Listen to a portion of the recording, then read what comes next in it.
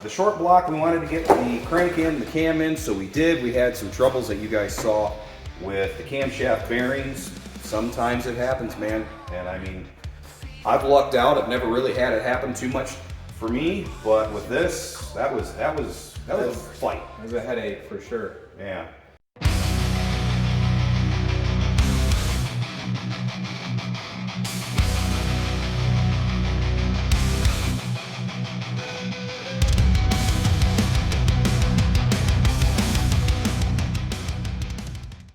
All right, you guys, it's assembly day on the old 496. I'm working on this portion of it. I just got the main caps off. I've cleaned everything up. Crankshaft's over here. This is a scat, internally balanced, center counterweighted, 4 1/4 inch stroke crank. So this is what's going to help make our 496. And then there are the main caps, bolts, knick-knack, paddywhacks. And then what we got over here is Nick is hanging the rods right now. So we'll take a little look-see over what's going on here. So he's got one done. So here we go. And this is a set of Race Tech pistons. These are 22 domes. I'd have to look on the box, but these are a 22cc dome. This is a Scat Pro Series H-beam rod. Just a good setup. I mean, it's your standard 4340 crank, 4340 rod, a good piston on top.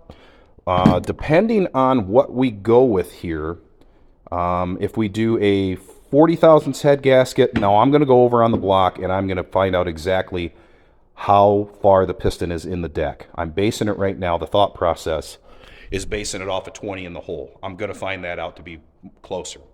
But if we do a 40 thousandths head gasket, we'll pretty much be like 10.45, about 10.5 to 1 compression. If Nick makes the decision to put the blower on it, the 871, we have to lower the compression. In doing so, if we go down to a 90 thousandths, up to a 90 thousandths head gasket, we'll end up with 9.5 to 1. If we go, you can get all the way up to an 1/8 inch thick head gasket. I don't think we're going to go that route. But if you run a 125 head gasket, we can get this thing down to 8.9 to 1, which I don't see us needing to go that low in compression. If you guys remember, the 55 is about 9 to 1 compression on methanol injection and 10.5 pounds of boost. You know, that thing's making 800 horse, so I don't see Nick needing that much if we go that route. So this is what he's doing, and these are not spiral locks that he's fighting. These were, what were these? The circlips. Circlips. And if you guys don't know what they are, don't mean to reach across from here, but whoop. Oh shit. Just meant to grab one. This is your circlip. So the thing is, trying to get it into the camera here. There we go. So if you guys remember your spiral locks, it's an S-shaped, spiral lock. And those things, man, my fingers remember the pain of putting these in. Now these are a little different. These are little devils though. Because what you have to do is, you have to take, that's better, you have to take that clip and compress it, and you have to get it into a groove. We'll show you exactly what that is here in a second. Now these little guys, you have to fit them inside of a groove. And that's what he's fighting right now. Australian guy did it better with an accent. Well, maybe you got to do the Australian accent. Yeah. Come on, mate. Put another shrimp on the bobby. Now here's one of the things that we are showing you. So many times you'll watch like professionals do this and they're like, oh man, just plop, plop, plop, plop, plop. This is going to take you some time. Nick's never done this before. So the fighting, the cursing, and all that stuff, you guys better be prepared to do some of this. But it'll pay off. It'll get there. Yeah. There you go. And there you go. So, if you want to give a little explanation of how did you get that bad boy in there? So, I guess it's already in there. So you start off with a groove. You don't want the open surface, so meaning you don't want your clip to be like that inside the groove, because this little notch here is to remove it out in the future. If you don't plan on doing it, well, you put it however you want to put it. So start one way, halfway in, kind of take advantage of the groove in the piston, pop it in there like this so it holds it, and just kind of work way around using pressure with your thumbs. I kind of had to cheat, use a flathead. But you know, if you do it while scoring the piston, or don't stab yourself either. Then Good luck. so then I cheat, use a piece of wood. It's safe for everything, and then just work your way around it. So you guys might be looking at it going, hey man, that's kind of weird that you're putting the camshaft in first. Most people will do a complete rotating assembly and then they'll put the camshaft in. Why I like doing it this way is I don't have to worry about scoring things up as it goes in. I can self-guide it, which is very important. Also what I do is I end up putting on assembly lube on all my bearings before I even put the camshaft in. Then what I'm going to do is I'm going to slide the cam in right before it goes into each of its main bearings, and then I'm going to lube up those ones as well. So, as you guys can see, just working her through.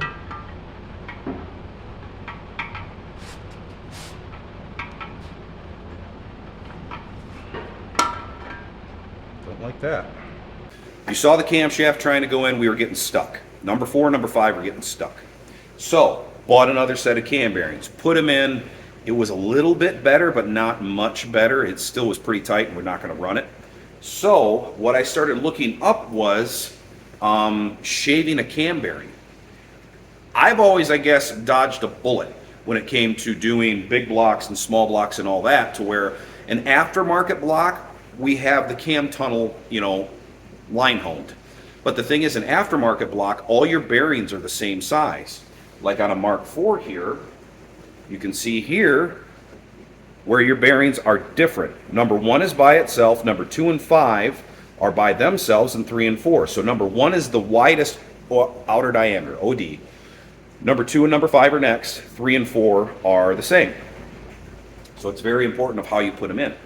Well, I started going through and seeing how I've always had people, my machinists, install cam bearings. So this is, besides my 555 or the 540 Pro Charge motor, I put those cam bearings in. Steve showed me how to do it. So then we ended up buying the same tool. And at that point, it was like, all right, well, we can do this. So that being said, shaving down a cam bearing, what I started to find out was how people prep their bearings before they put them in. Didn't know this. Some people do them dry. Some people put a little bit of oil inside there. It seems like it can go both ways here. So we did it dry. I think we're going to try to do it with oil.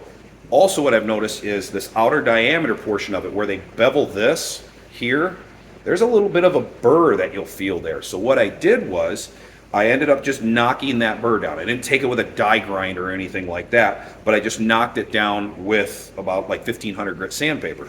So that's what I ended up doing there. Noticeable difference. And then this inner beveled edge, I ended up taking like a box cutter, and I ended up just shaving that burr off that you could feel there. So at that point, then it was, okay, what about the inner diameter? What do you do? So I wanted to find out for high sides. So what I did was I painted the inside of this. Now this is going through YouTube for the past 3 hours. Painted the inside of this, and then I took 2000 grit, put it on a wooden dowel that was a little smaller diameter than this, and I took that. You okay, bud? So I took that and lightly sanded inside here, and I found I had some high spots, big high spots.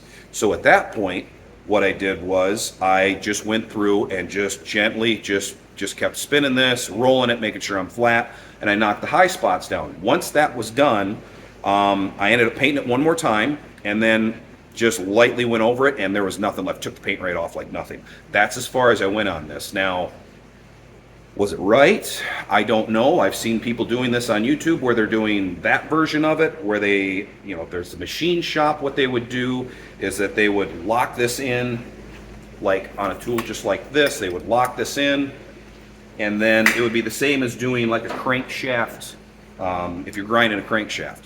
So this is going to spin, say, counterclockwise. The grinding wheel will spin counterclockwise, and they knock the outer diameter down as well. That's probably your best way of doing it. But the shaving the inside of a bearing, figured we'd give it a try. So we're going to install it. We're going to check the tolerance and see how everything is at that point. I mean, she's as smooth as glass now. So let's see what we got. There is the camshaft in. Everything spins nice and freely now.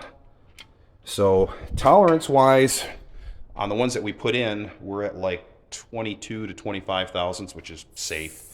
So what I'm going to do now is I'm going to reinstall the cam button on the back of the block, this guy, and then we are going to put the camshaft in for good. And I've already checked bearing tolerances on the crankshaft, so we'll be able to put the crankshaft in.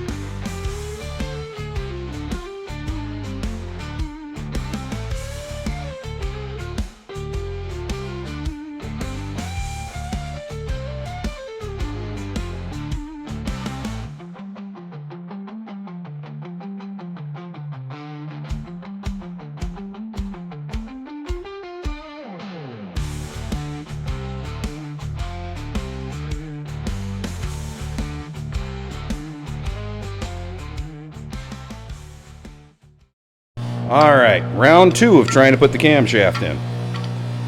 Now, you'll see that we'll put it in, and just before we actually put it all the way in, we've already lubed up each of the journals, so go ahead and stop right there. Now you can see where that journal is, that journal, that journal, that journal. Now we put a little bit of goop on those, just to make sure that we have lube on there. Some people might be like, oh, you're overdoing it. Well, No, there's no such thing. yeah, I like to make sure that everything is good. So go ahead and slide that bad boy in and just go ahead and spin it. That way we get everything around. And the camshaft, woohoo, is finally in for good.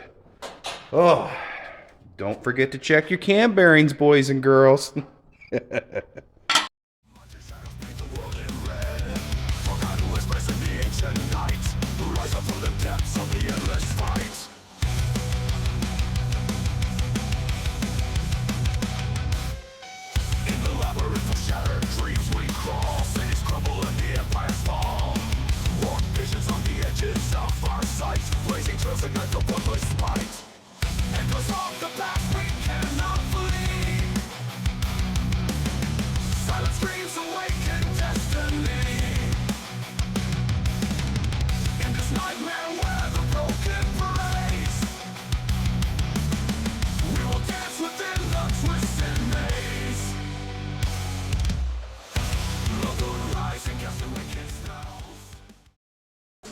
The crank is always going to want to move that way. There is never at any point the crank wants to move this way. So like with the stick, when you drop the clutch, it wants to throw it that way. If you have a turbo car and you're building up boost in the initial beginning, you're filling the converter and all that, it's just pushing harder and harder and harder against the motor, and it wants to send the crankshaft out that way. So what Nick's going to do is he's going to set the screwdriver in here. We're going to pry the crank forward, and we want to see how much thrust we actually have. So you're going to want to go ahead and put it in, push forward. You don't got to go nuts. And that, you guys, you can see is about 3.5 to 4. Now what we're going to do is go ahead and set it on the other way. We're going to move it back.